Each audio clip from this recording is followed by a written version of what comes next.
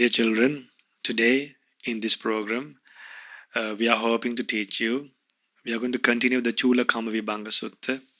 So, before we learn the sermon, first of all, we should go for refuge to Buddha Dhamma Sangha, observe 5 precepts, and then chant a nice Parita chanting, new Parita chanting, and then we will learn a Dhamma sermon. So, now say Sadhu 3 times and go for refuge to Buddha Dhamma Sangha and observe 5 precepts. Sadhu, sadhu, sadhu.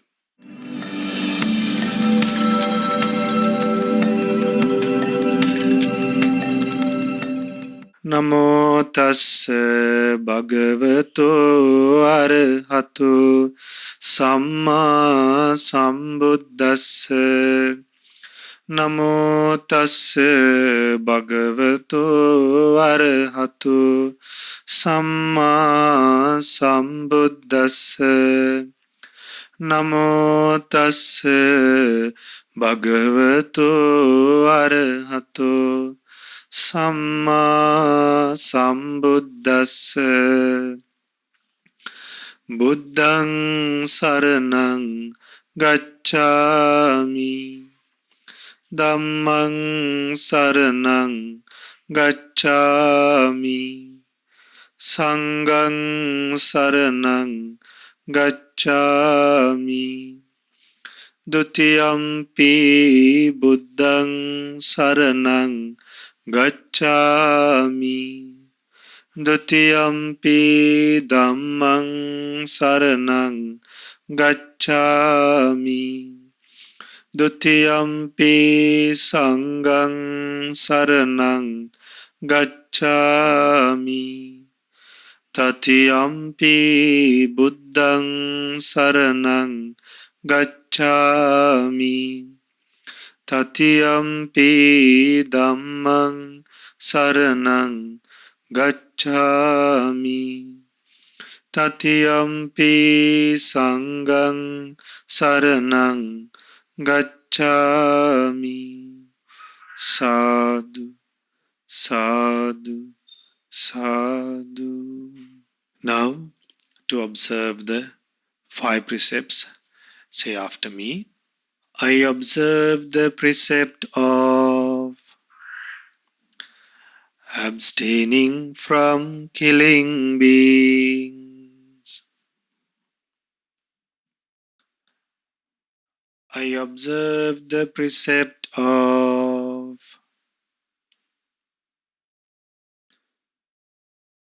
abstaining from stealing. I observe the precept of abstaining from sexual misconduct.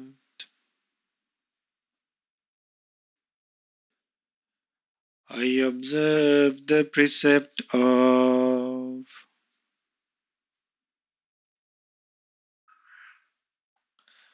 abstaining from telling lies.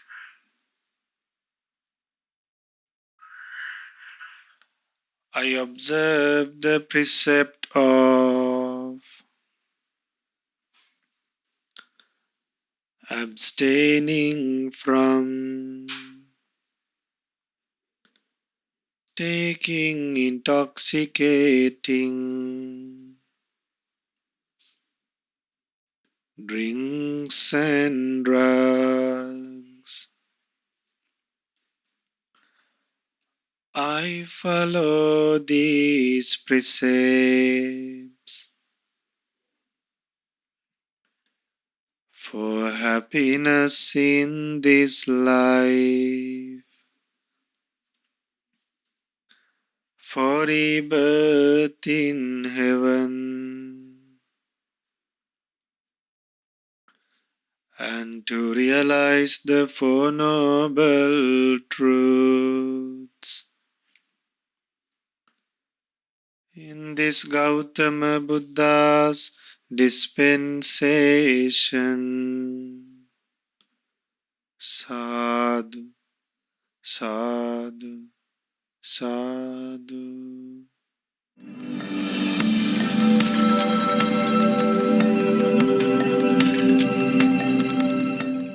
Namo Buddhaya.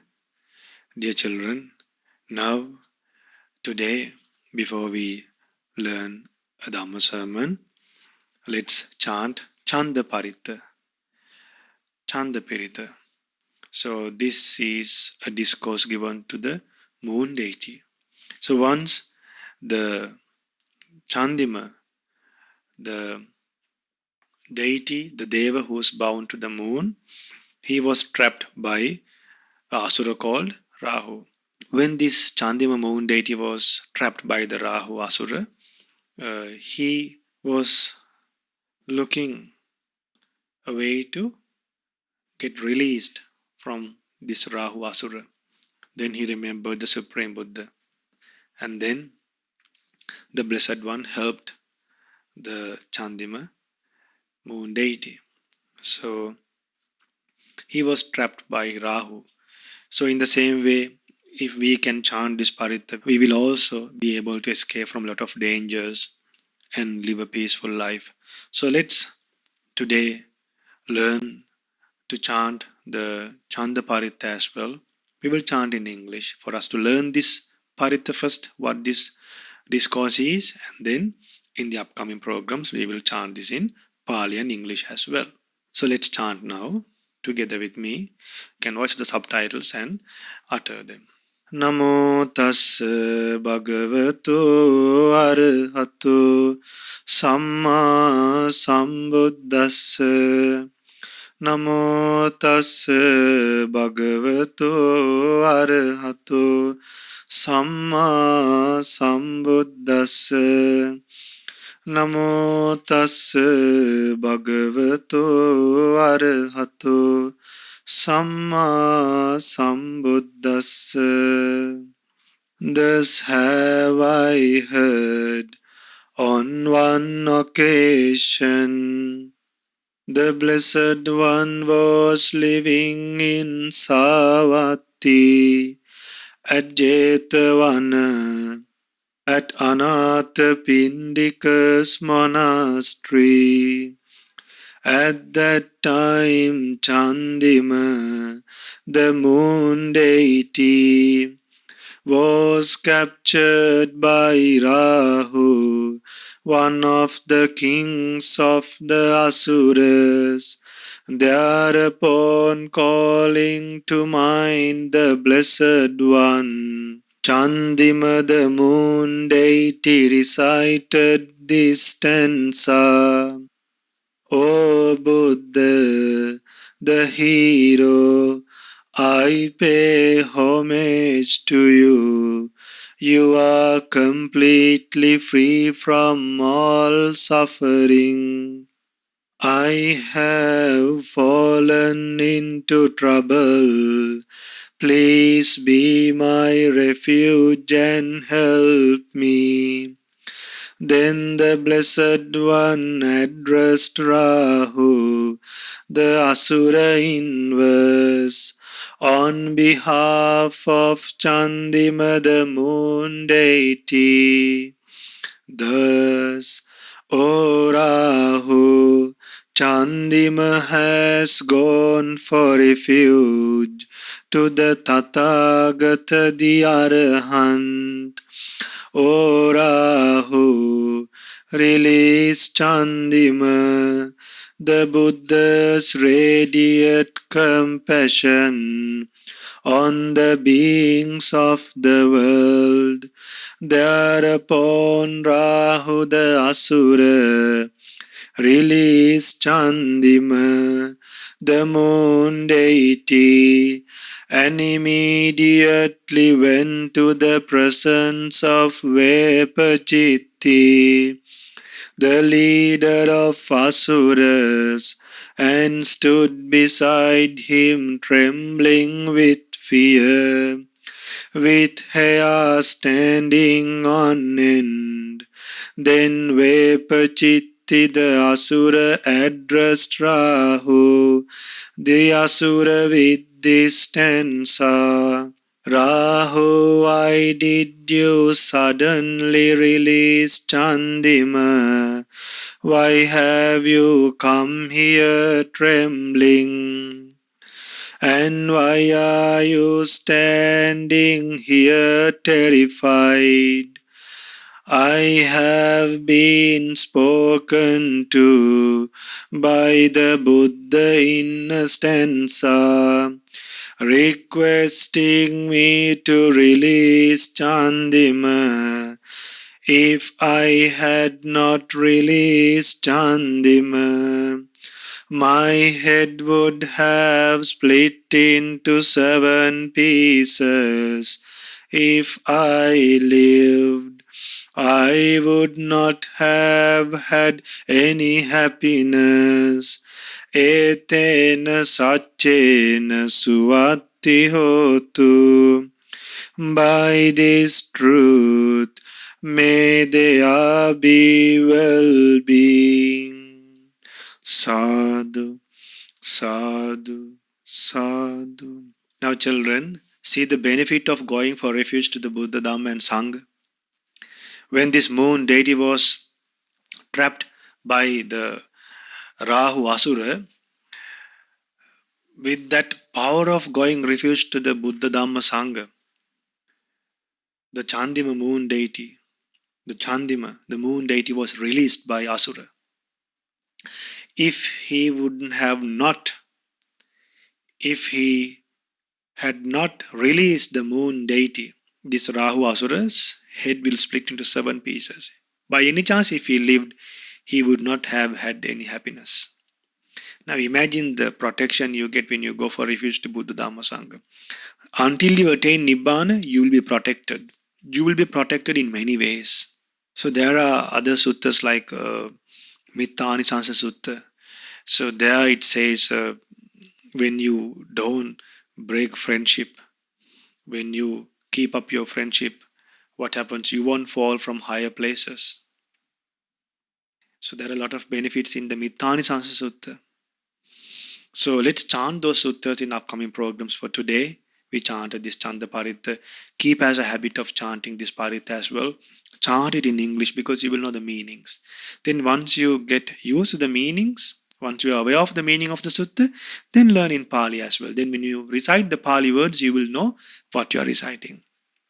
So the kids who are watching these programs, they can join through the Zoom programs conducted by the Kalamba Dhamma Friends of Mahamevunava, by the monks of Mahamevunava in English. The programs conducted in English through the Zoom programs. So in the screen, we will appear the address of the website of Kalamba Dhamma Friends. You can go to the website and then look for the online Zoom programs, the live online Zoom programs. And then especially for Australia, we conduct a program, Sydney and Melbourne on Tuesday. Then for Perth and Adelaide, we conduct a program on Saturday, 8 a.m. Sri Lankan time. So then for Sydney and Melbourne, Sri Lankan time around 2:30 we conduct a program. So you can join for that program. And then for Las Vegas we conduct a program. Then for Texas we conduct program, separate programs. Then for young adults we conduct programs, that is on Sunday morning. So then for the kids in Toronto and in North America, so for everyone in North America, we conduct a program on Saturday at 7:30 p.m. So try to join for these programs. Then there's an International Dhamma meetup on Wednesdays. On Wednesdays. Then there's a Meditate After Work program on Wednesdays. So try to go to the serincolombo.org website and look for the online Dhamma programs and try to take part in this program and talk to monks. You can interact with monks. You can ask questions from monks. So I think the parents will help you, and you all will be able to share your ideas and learn Dhamma from monks and clarify your doubts as well. So let's learn Dhamma and make our lives secured with the Buddha's teachings. So now we'll say sadhu 3 times and listen to a Dhamma sermon. Sadhu, sadhu, sadhu. Namo Buddhaya.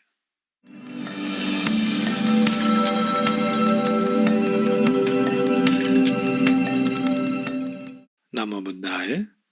Children, today we are learning the second part from what we learned from the last week. So we have to continue learning the Chula Kama Vibhanga Sutta. And before we go to the Sutta, let's pay homage to the Buddha 3 times. Namo tassa bhagavato arahato samma sambuddhassa. Namo tassa bhagavato arahato samma sambuddhassa. Namo tassa bhagavato arahato samma sambuddhassa.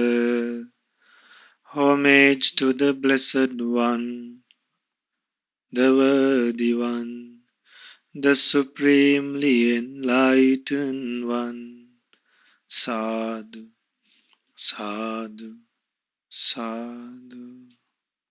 Dear children, now we are going to continue learning the Chula Kama Vibhanga Sutta. We are going to learn from the 14 questions. The first question, Subha asked, Blessed One, why some beings are short-lived, and Blessed One is explaining in detail now, because he said, Blessed One, I can't understand the Dhamma that Blessed One teach in brief. The Blessed One said that beings are owners of their karma, heirs to their karma. Karma is the place of origin. Karma is the place. The karma decides the being's birth. Then karma is their relative. Karma is their refuge. It is karma that divides beings into inferior and superior. So that explanation was not understood by Subha. Then Blessed One decided to teach in detail. Then the first question was answered by the Blessed One in this way. Dear meritorious young man, take some woman or a man who kills living beings. And the ones who are killing living beings, there is a nature. They are violent. They are violent. Bloody-handed. A hardened killer. Merciless towards living beings. Because of undertaking such deeds, when their body breaks up after death, they are reborn in bad destinations. They are born in hell. If they are not reborn in a place of loss, but return to the human world, if they come back to the human world, what happens? They are short-lived. Now see, the beings who kill living beings, they will be born in bad destinations, in hell. And if they are not reborn in a bad place, or maybe after going through a bad place, if they come back to the human world, they are short-lived. They don't have long lifespan. Then Buddha says, why some beings have long lifespan? What's the reason for that? Then Blessed One explains here, a man or a woman gives up killing living beings. He does not kill living beings. They give up rods and sword. They possess shame in doing sins. They are ashamed to do bad things.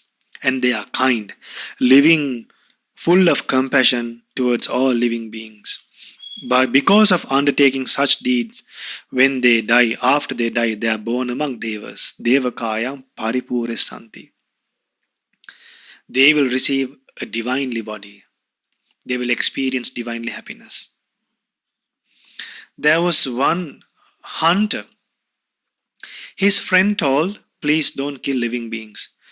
For the second time, the friend told the hunter, don't kill living beings. But the hunter did not listen to the friend. For the third time, the friend told the hunter, please give up killing living beings. It's bad. Then this hunter thought, well, my friend is telling me again and again. He has told me for 3 times to avoid killing living beings. To avoid from killing living beings. Then this hunter thought, well, I'm killing living beings day and night. Because in the night he go and fix traps, and in the daytime he go and bring them back. So in the night also he kills living beings. In the daytime also he kills. Some animals are easy to catch in the night. Some animals are easy to catch in the daytime. So he was only thinking about that, but he forgot that he is gaining bad karma in the daytime and also in the night time. Then this hunter thought, well, my friend has told me 3 times there should be something in this. So he thought I would give up killing living beings in the night. But then he continued killing living beings in the daytime.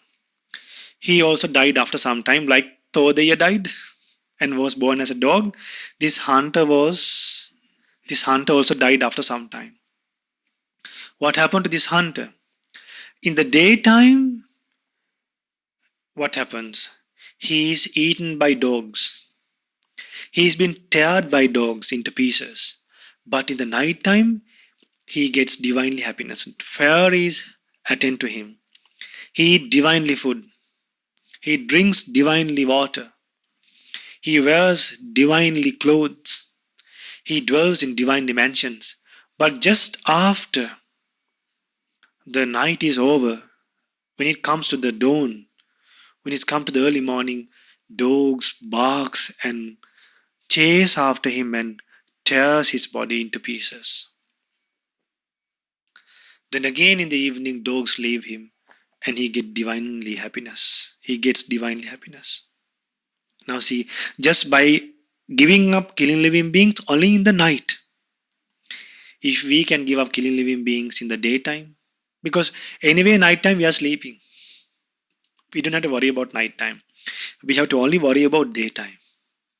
So daytime, don't kill living beings. Now in one of the Zoom programs recently, one child told me that he's only eating now vegetables. Just by eating vegetables, you can't avoid killing living beings. Why? They can kill mosquitoes. They can fix traps to rats. They can put pesticides. So killing living beings and not eating meat are two things. Meat is something that is cooked by your parents, not killed by your parents. Unless your parents command another person to kill a living being, then your parents might get involved in breaking a precept.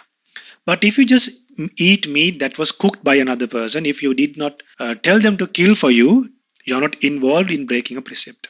So we will teach you the 5 precepts in detail in the future programs. So Kyle Puta will remind me. 5 factors should be completed to break the first precept. It should be a living being. You should know that it's a living being, and you should have the killing intention, and you should do a plan, and from that plan that animal should die. So does that happen when you eat the meals that are prepared by your parents? No. So eating meat that is cooked by your parents, or maybe in a party or in a hotel or whatever it is, that is not considered as killing living beings. Now sometimes there are fish in tanks, live fish. Then people go to the restaurant and order, I need that live fish. So then you will break the precept. So abstaining from killing living beings is not killing at all. Not just avoiding eating meat. Remember that, children. Now even if you eat vegetables, don't people put pesticides to grow vegetables?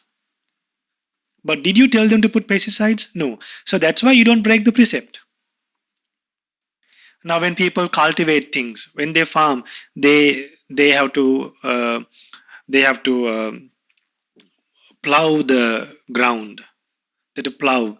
Then don't insects, animals die? They die. But the people who eat the food, do they have killing intention? No. When people plow, so they kill insects. Then some people purposely they put pesticides. They know that animals are dying. Then they break the precept. Imagine you dig the earth.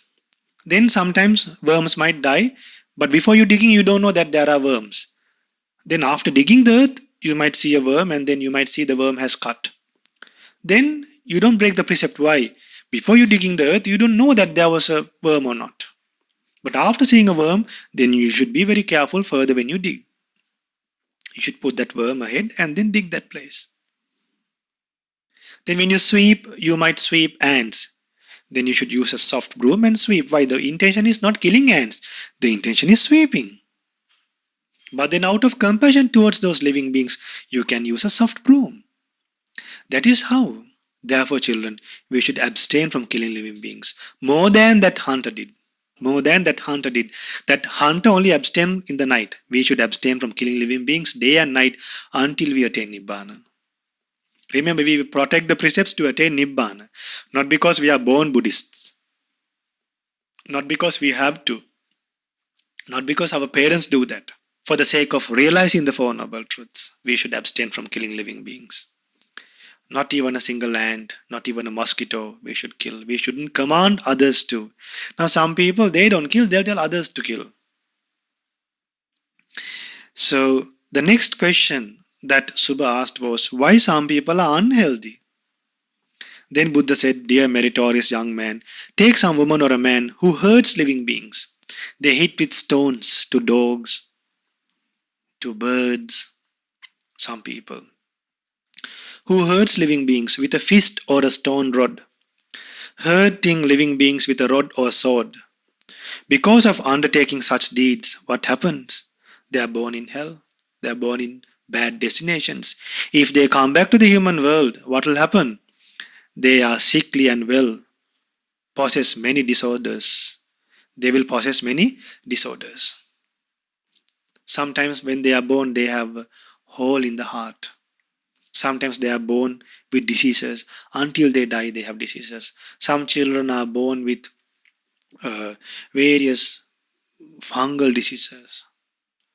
Some children, when they are born, their heart is formed outside the skeleton, not inside the skeleton. Some are born with one eye. Some are born with cancer. Some are born with diabetics. Deformed. Why? Harming other beings. But when someone does not harm others, what happens? When they does not harm or hurt living beings with a fist or stone, what happens? They are born among devas. They will have less diseases. They will have minor disorders. Now, as human beings, we will have diseases. We will get like simple diseases, very minor diseases. Now, if you take Arahant Bhakula, Arahant Bhakula has never sneezed, never coughed. Arahant Bhakula has never applied oil in his body. Arahant Bhakula has never used oil, never taken medicine throughout his lifetime. Why? He has offered medicine to Mahasangha in past life. He has offered medicine to the Supreme Buddha in past lives. That made him to have less diseases. Minor, no diseases at all for Arahant Bhakula. Even during his lay life and after becoming a monk. If I am not mistaken, I think he lived for 160 years. So, we can take the example of Arahant Bhakula, and you can worship Arahant Bhakula every day to get long lifespan. And Arahant Bhakula was very content. To become content, you can worship Arahant Bhakula and try to develop that quality. Then the third question, why? Then now 4 questions already clarified. The 5th question, reasons to become ugly. Buddha preaches, dear young man, some woman or man who is irritable and bad-tempered, what happens? Even when lightly criticized, they lose their temper. Even lightly criticized, they lose their temper. Becoming annoyed, hostile and hard-hearted. And displaying annoyance. Sometimes when they get upset, they show their upset to others. When they get upset, they show their sadness to others. Not just the sadness. Their annoyance to others they show their unhappiness to others. Because of undertaking such deeds, after death, those people are also born in hell. If they come back to this human world, how do they look like? They look ugly. They look ugly and deformed. But then the reason to become beautiful, Buddha preaches, dear meritorious young man, look some woman or man who is not irritable, not bad-tempered. Even when heavily criticized, they don't get angry. They don't lose their temper, become annoyed, hostile or hard-hearted. They don't display annoyance, hate or unhappiness. They don't display unhappiness. Because of undertaking such deeds, what happens to them? What happened to them? They are born among devas, not in the hell. And furthermore, they possess an attractive and very beautiful look. They will become beautiful. Now see, Queen Mallika was ugly but very influential, very powerful, very rich. Why she was ugly? Queen Mallika. She was very hot-tempered and got angry for small reasons. Learn the Mallika Sutta, read the Mallika Sutta, go to the internet, go to Sutta Central, or go to suttafriends.org. Now, Mahamyana Buddhist Monastery has a website dedicated for suttas. You call it Sutta Friends. If you go to Colombo Dhamma Friends Facebook, you can find about Sutta Friends. If you go to Colombo Dhamma Friends website, you can find Sutta Friends. So, Sutta Friends, you can learn many suttas from Sutta Friends. Sutta Central is a good place to learn suttas. Bhante Sujato's translations are good to read. Bhante Bodhi's translations are good to read. So, these are the reasons. Now, children, we have learned six questions were answered by the Buddha. So, aren't you happy now? You all are happy. So, today we learned those 3 reasons to become bad, 3 reasons to become good. So may you have the opportunity to become good by practicing 3 good qualities. Now, if you can practice these 3 qualities throughout this week, please write to us. Don't hide them. Write to us and make us happy and make the world happy by practicing qualities. Now see, if someone listen to news, all bad qualities, all bad news. So let's give a good news to the world. Please write to us good things that you do and it will become a good news to the whole world. So we are hoping to have a news section in Colombo Dhamma Friends CDF radio. So in the future, if you can send your good deeds, we can spread as a good news to the whole world. So write to us. Even if we can't read them loud in the Mirror of Dhamma program, we can read them loud in the CDF radio. And also in the near future, very soon, we are going to start a Buddhist radio, an online radio, a podcast for young adults. It will be done by the young adults from Australia, from Melbourne. So hopefully we would be able to start that very soon. So write to us to the email appearing in the screen. And by learning this sutta, these 6 answers, the 6 questions, may you have the opportunity to become good and realize the 4 noble truths in this Gautama Buddha's dispensation. Sadhu, sadhu, sadhu. Namo Buddhaya.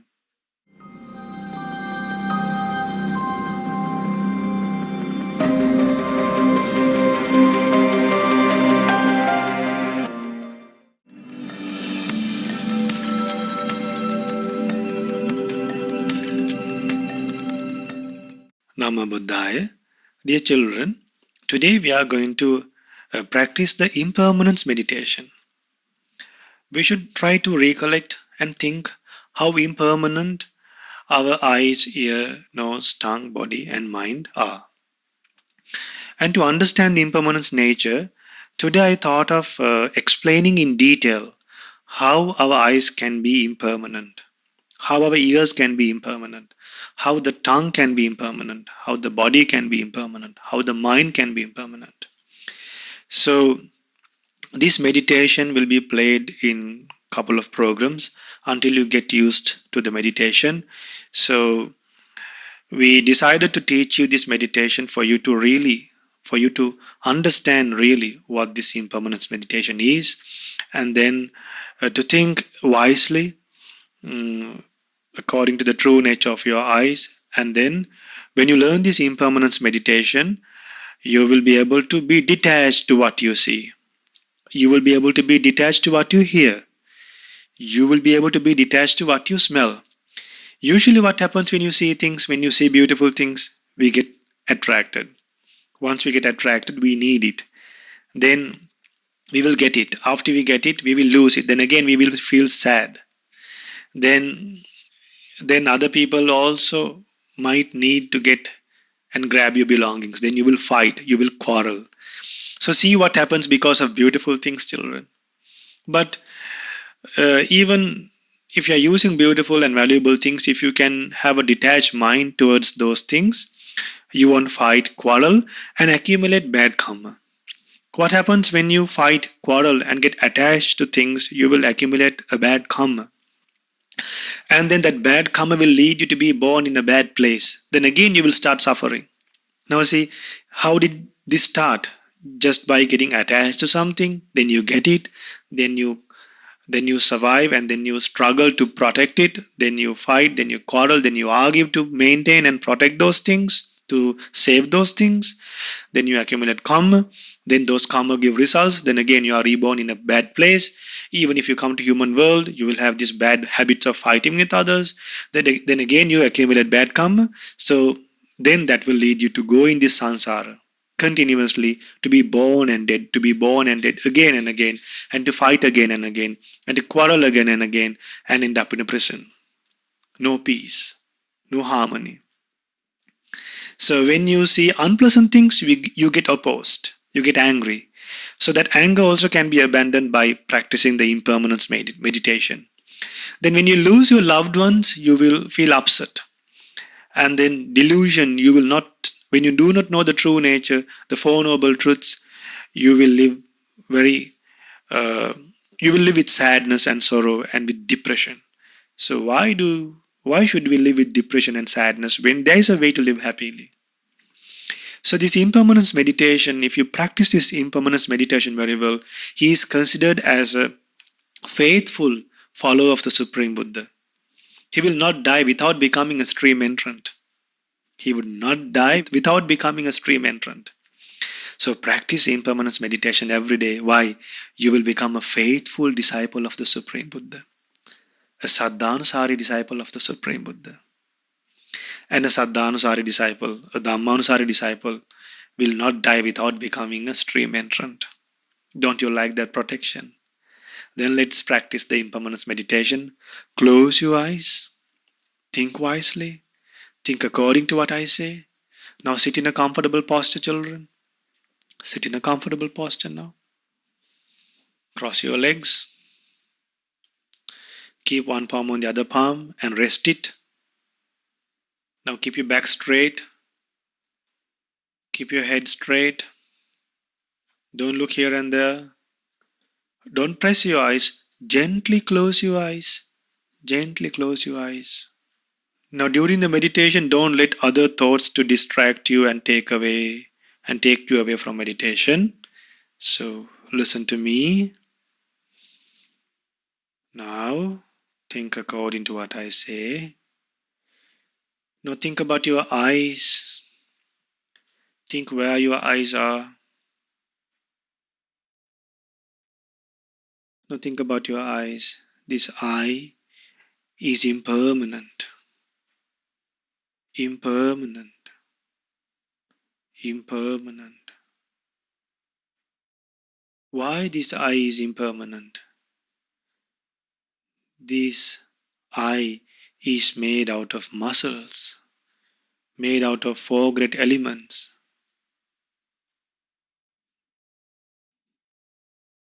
This eye is subject to change. The eye can get infected at any time. The eye is subjected to diseases.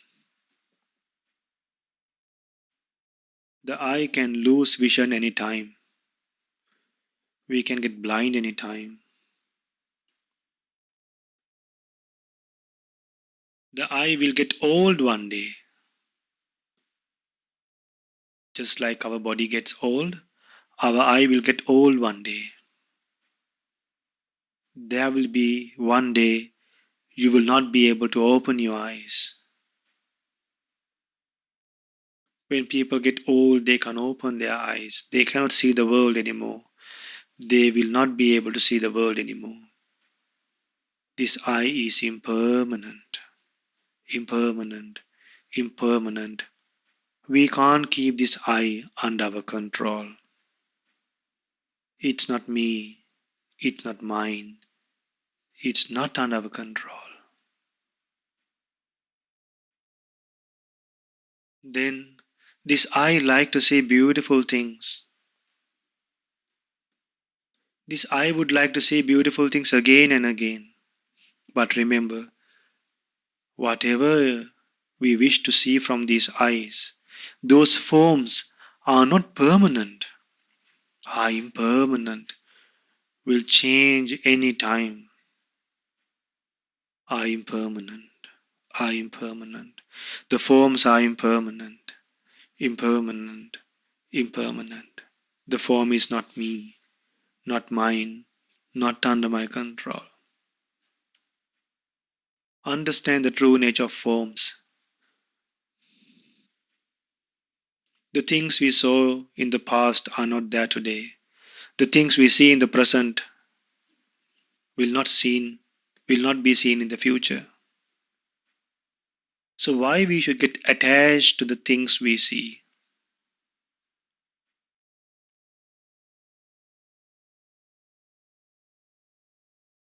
So remember, the I is impermanent and the forms are also impermanent. Then the I consciousness, through the I consciousness we cognize forms. Now dead bodies does not have a consciousness. Now we see the world because of consciousness, we cognize things. So when the I, form and consciousness works, what happens? The contact takes place. The combination of three things, I, forms, consciousness, the eye contact is formed. Then we will feel things. So we should understand that with the combination of impermanent things, we are feeling things. So those feelings will also be impermanent. Why? We are seeing things from impermanent things. And then we will also feel an impermanent feeling. So why should we get attached or angry or deluded? Same with the ears, children. This ear is also impermanent. This ear is made out of four great elements, made out of muscles. And then this ear is made out of Nama Rupa. This ear has the ability to feel things. But all these things, even Nama Rupa is impermanent.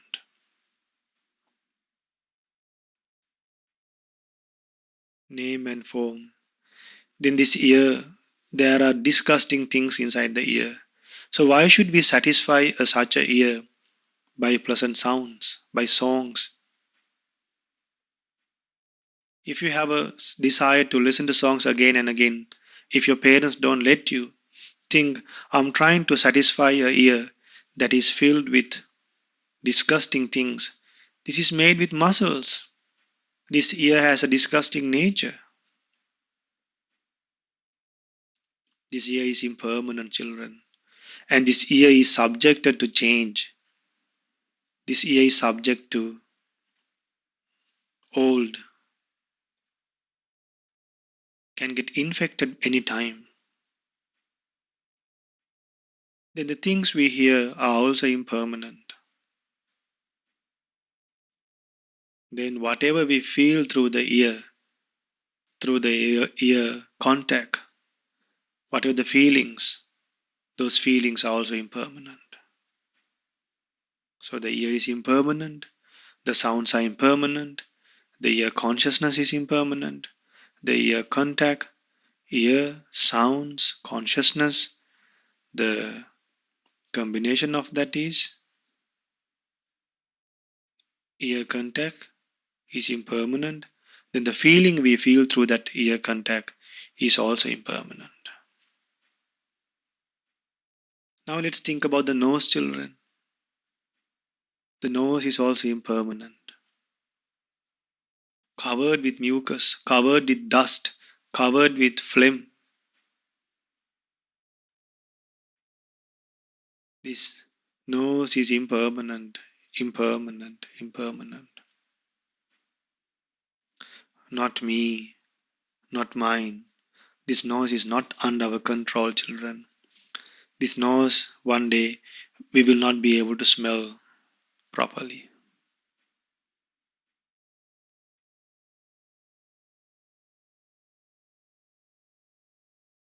Then the odors that we smell are also impermanent. If there's a good smell, that is for a reason. So we shouldn't get attached to good fragrant and shouldn't get opposed to the bad fragrant both. By end of the day, we will start accumulating karma, which we should be aware. So the smells are also impermanent. The nose is impermanent. The nose is not me, not mine, not under my control. The smells are impermanent. The smells are not me, not mine, not under my control. Then the consciousness of the nose is impermanent. Then the nose contact is impermanent.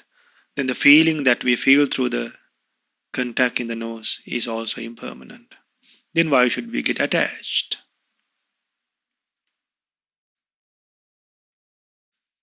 Then the tongue is also impermanent.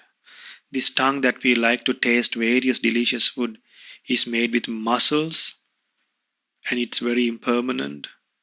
This tongue, if we don't clean this tongue will smell very bad. This tongue will get rotten one day. Why should we satisfy a tongue like that? When we are unable to satisfy our tongues, when we don't get to eat delicious food every day, we get upset. Why?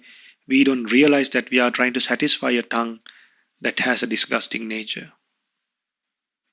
The tongue is impermanent. The tongue is impermanent. Impermanent. The tongue is not me, not mine, not under my control. Even the taste that we taste through the tongue, any good taste is because of a reason. Any food would get rotten after some time.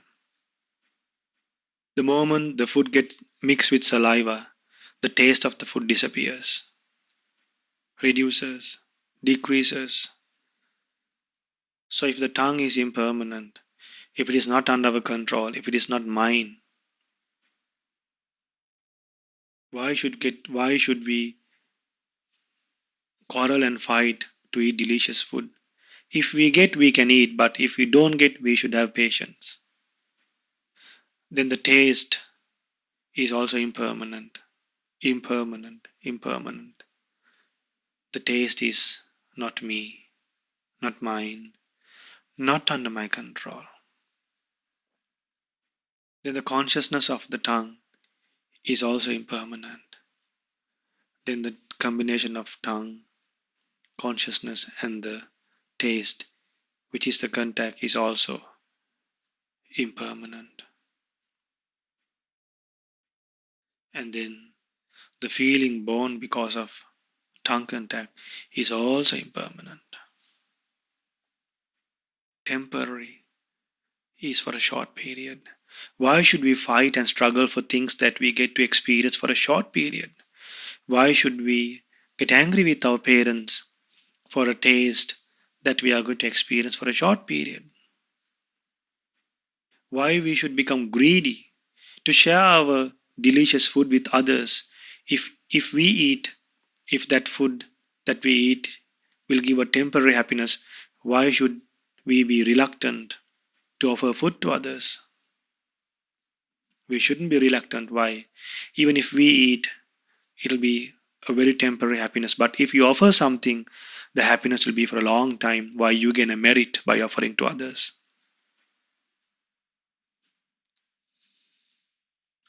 Then this body is like a nest for diseases.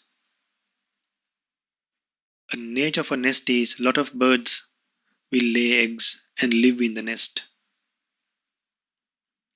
In the same way, this body is subject to diseases. This body feels good and bad feelings both. This body will experience hot and cold both. This body is impermanent, impermanent, impermanent. This body is made out of muscles, bones, veins. This body is not me, not mine, not under my control. Children, follow the meditation properly. Then the feelings we feel through the body are also impermanent, impermanent, impermanent. The feelings are not me, not mine, not under my control. This is the truth. Then the body and the feelings that we feel through the body, which you call the tangibles, are also impermanent, impermanent, impermanent. And the consciousness in the body is also impermanent. And the body, consciousness, and the feelings that you feel through the body, that combination is also impermanent. And the feelings that you feel through the body contact is also impermanent. Impermanent, impermanent. It's not under our control. Then this mind. At times this mind is good. At times this mind is overwhelmed with anger, or maybe with jealousy, or maybe with greediness. This mind is always changing. That's why the Buddha said, this mind is impermanent, impermanent, impermanent. When the mind is not overwhelmed with anger, we don't remember that any time we can get angry. So if we know that our mind is impermanent, we will always be prepared with the Buddha's teachings to deal with this undeveloped mind. This mind is impermanent, impermanent, impermanent. This mind is not me, not mine, not under my control. Then the thoughts in the mind, thoughts will come and go. Sometimes thoughts come to our mind to buy things, to buy toys and various things. Sometimes we forget. Again, when we remember, we need it. When we forget, we don't need it. So even when we remember things at that time, if you can't get things from your parents, if you can forget those thoughts, you won't suffer, children. So remember, thoughts can be handled in our mind. The thoughts in the mind can be handled and can be managed the way we want. So the thoughts arise in the mind are also impermanent, impermanent, impermanent. The thoughts are not me, not mine, not under my control. And this mind will cognize the thoughts with the help of consciousness. And then the mind, consciousness, the thoughts, when those three things come into picture, the contact is formed. Then through that contact you will feel. If you think good things, you will have good feelings. If you think bad things, you will have bad feelings. If you think things that are neither good, neither bad, you will have a feeling that is neither pleasant, neither unpleasant. So mind is chief. We should always be mindful to be aware of the thoughts in the mind. And to have thoughts and to maintain thoughts in a way that we won't get attached, but to be detached. So the contact born in the mind are also impermanent. The feelings born through the mind contact are also impermanent. Then, once the feelings are considered as impermanent, we won't crave for things. In this way, learn the impermanence meditation properly and think the impermanence nature truly as it is and be detached to the world and live happily by practicing the impermanence meditation. Sadhu, sadhu, sadhu. Namo Buddhaya.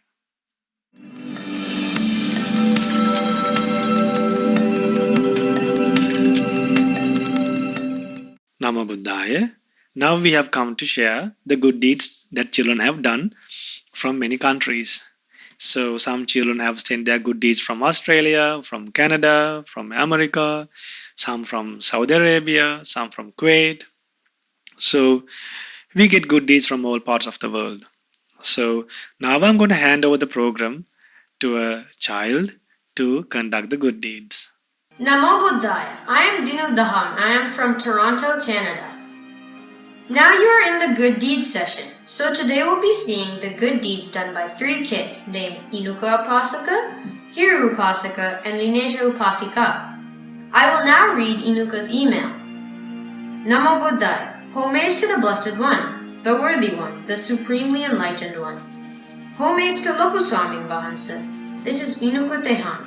I hope Opa Vahansa and all other venerable monks and nuns are doing fine. May all the venerable monks and nuns, especially our Prinvat Lokuswami Vahansa, all the monks and nuns around the world, all our Dhamma friends, and everyone else overcome all sufferings and realize the Four Noble Truths in this Gautama Buddha's dispensation. Sadhu, sadhu, sadhu. Venerable Bhante, I have done a presentation, and 2 years ago we bought a book. It is called The Life of Buddha, and it is written by our most venerable Lokuswami Vahansa. We learned so much from it, and I used some of the valuable information from it in my presentation. I hope everyone will learn something from it. Stay safe, Bhante, and especially Lokuswami Vahansa and everyone else. Theruvan Saranai Namo Buddhaya. Now let's watch the presentation Inuka has sent us. Namo Buddhaya. When the Bodhisattva was born, he took 7 steps. Each step formed a lotus flower. At the end of the 7th lotus flower, the little prince chanted a brilliant verse.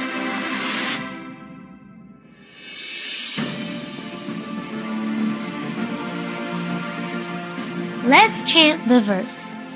Aggohamasmi lokasya jettohamasmi lokasya settohamasmi lokasya ayamanti majati nati dani punabhavo. Meaning of this great verse. Supreme the world, that is me. Virtuous in the world, that is me. Senior most in the world, that is me. This is my last birth. It will never happen again. I will not be born again.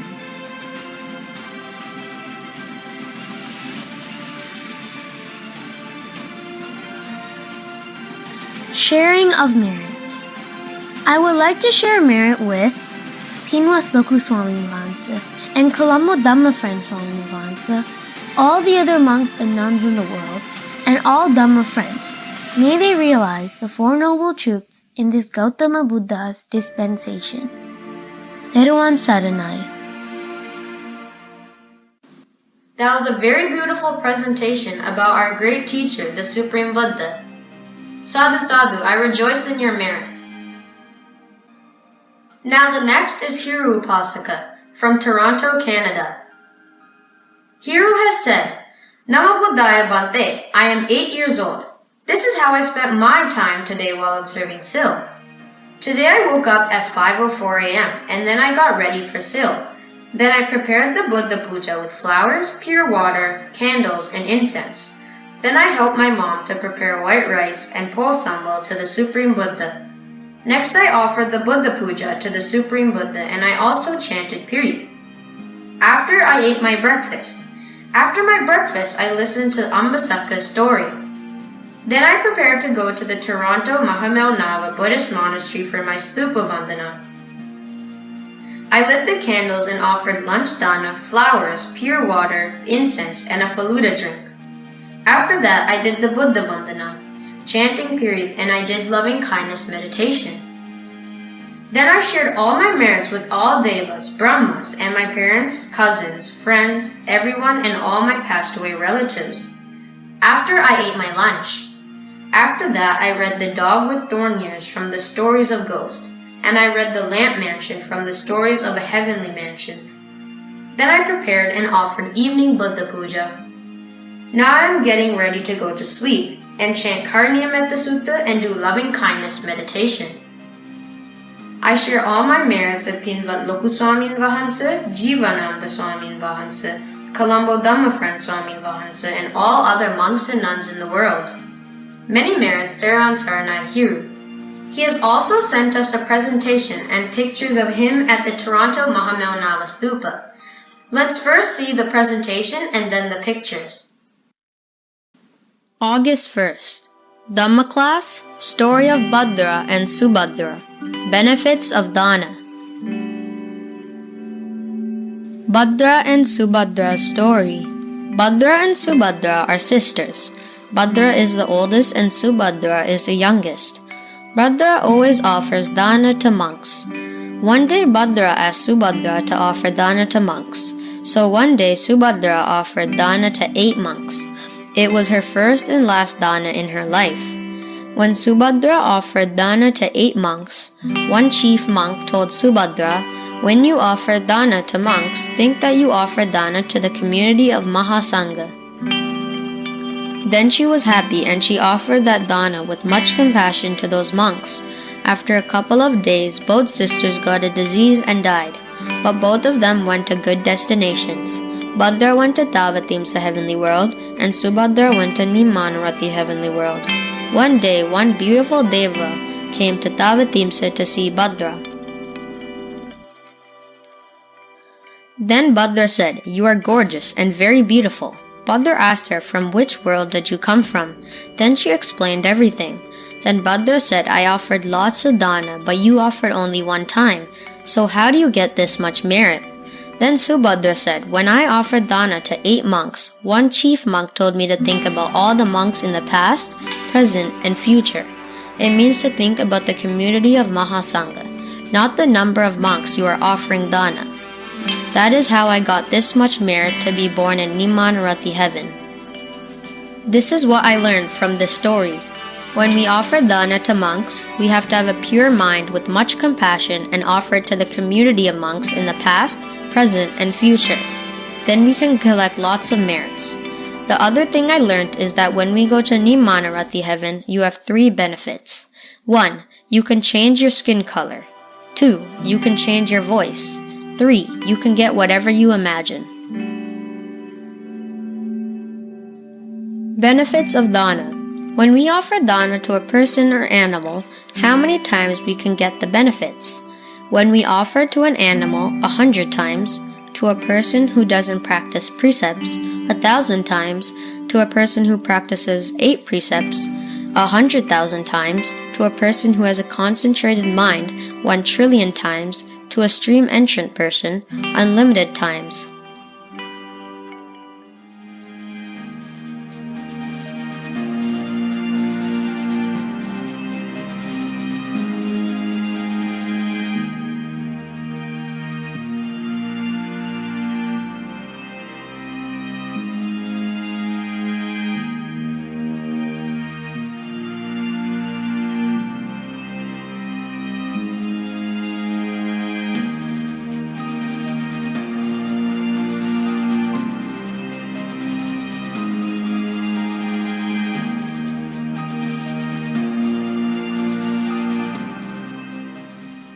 That was a very nice presentation to teach us the story of Bhadra and Subhadra and those beautiful pictures of him at the Mahamelnava Toronto Stupa. Sadhu Sadhu, we rejoice in your merits. Now let's see what good deeds 13-year-old Lanisha Upasaka from UK did. I will first read the email, then show the pictures she sent us. Namo Buddhaya Swamin Vahansa. Many merits for conducting this program and helping the children to learn and practice the Dhamma. As a good deed, I cut 9 inches of my hair to donate to charity, to make wigs for cancer patients. I share all my merits with Loku Swamin Vahansa, all the Swamin Vahansas and the Manyan Vahansas. May you realize the 4 noble truths in this Gautama Buddha's dispensation. Deruan Sarnak, Linesha. Now let's see the picture she has sent us.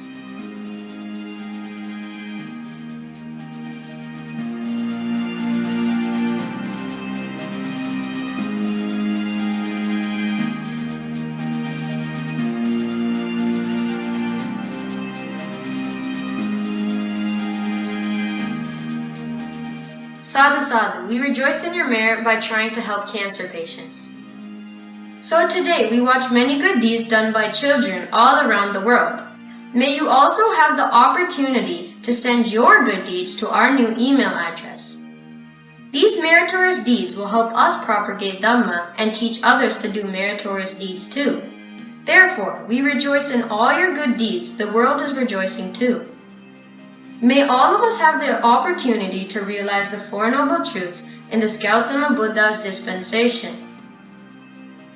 Sadhu, sadhu, sadhu. Theron Sarnai, Namo Buddhaya. Nama Buddhaya. So, we watched many good deeds today, and may all of us have the opportunity to develop good deeds, cultivate good deeds, and realize the Four Noble Truths in this Gautama Buddha's dispensation. Sadhu, sadhu, sadhu. Children, if you do good deeds, please write to us. Think of various other ways to promote good deeds to the whole world. So, in the last week program, we told you to video to teach how to cook something, and then you can teach other children how to do gardening, how to plant a tree, then how to put fertilizers to plants, and also how to keep the room clean. That is very important. Honestly, children, show a messy room and teach how to clean that room, and also teach how to keep a room nicely, and then how to keep your studying table nicely, and then how to keep your wardrobe nicely, how to keep a bathroom nicely, how to wash a bathroom, and how to keep the kitchen clean. So all these things you all can teach the other children, because lot of children, lot of young adults, they keep their rooms in a very messy way, very untidy, very ugly, very disorganized. So disorganize some rooms. So you can teach many good things by videos. So let us share the good deeds with other children and to teach them how to do good deeds and learn good deeds.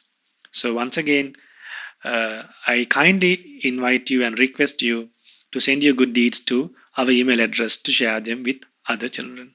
Namo Buddhaya.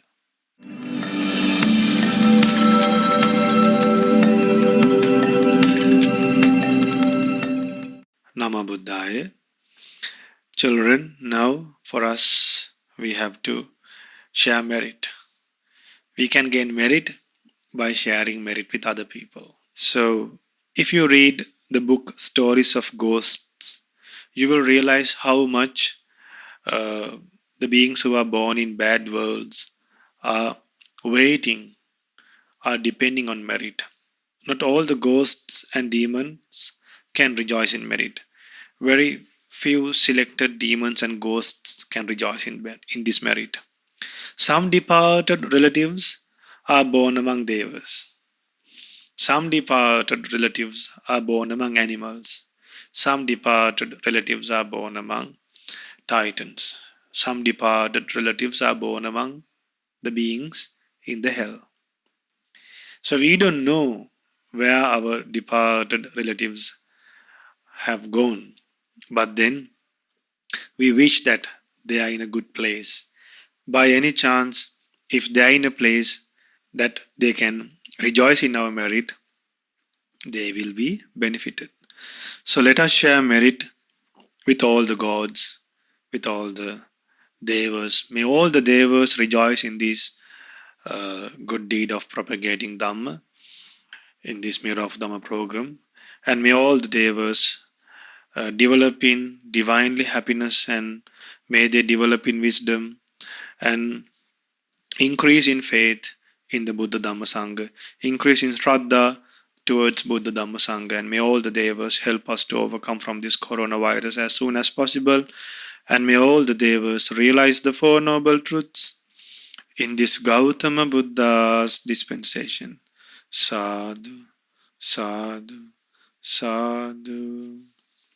Let us share merit with late Father M. Aryadasa and all the departed relatives of all of us, and all the departed relatives of Prasad Marge and Shamila Nana Karyavasam, and all the devotees of Mahamevna Melbourne West Monastery. So and all the departed relatives of Shanaya Maragi, and may all the departed relatives of all of us rejoice in this merit. They could be, if they're in a divine world, they could rejoice in this merit. If they're in a world they need merit, they will rejoice in this merit. Yet, we should remember that we have already accumulated this merit, whether others rejoice it in or not. So it's our responsibility and our good deeds, our loving kindness to share merit. So may all these departed relatives rejoice in this merit, and may they be well and happy, have happiness, and escape from suffering as soon as possible. Sadhu, sadhu, sadhu. And may our teacher Loku Swamin Wahansa, most venerable Avasarai Kiribadgoda Jnanananda Mahathera, our Pingat Loku Swamin Wahansa, and all the monks and nuns of Mahamevana Buddhist monasteries, and all the monks and nuns living in all over the world rejoice in this merit. And by the power of this merit, may all those monks and nuns be well and happy, be well and happy, be well and happy, have long life, well-being, and realize the Four Noble Truths in this Gautama Buddha's dispensation. Sadhu, sadhu, sadhu. And may Prasad Maragyan, Shamila, Nanayak Karyavasam, and the devotees of Mahamevana Melbourne West Monastery, and daughter Shanaya Marage, and they're happy to share merit with all the monks and nuns of Mahamevana Buddhist Monastery and all over the world, and they are hoping to share merit with all the people affected by the coronavirus.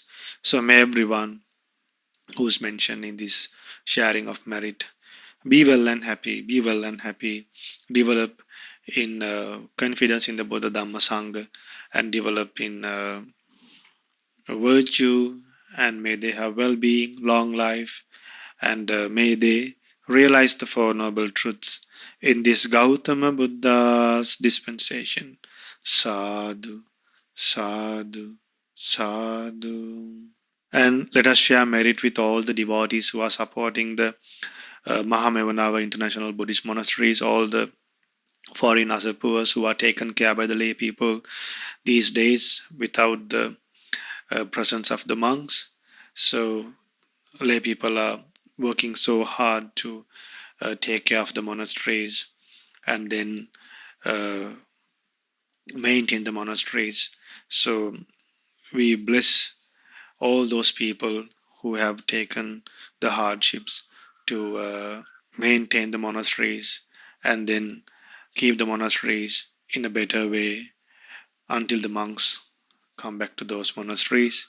So may all those upasakas and upasikas be well and happy who are tolerating a lot during this pandemic, and may they be well and happy, have happiness, and may all the donors, may everyone who support the ShraddhaTV, who make monthly donations, be well and happy, and this family who made this donation to sponsor for the Mirror of Dhamma program be well and happy, and may all of us realize the Four Noble Truths in this Gautama Buddha's dispensation.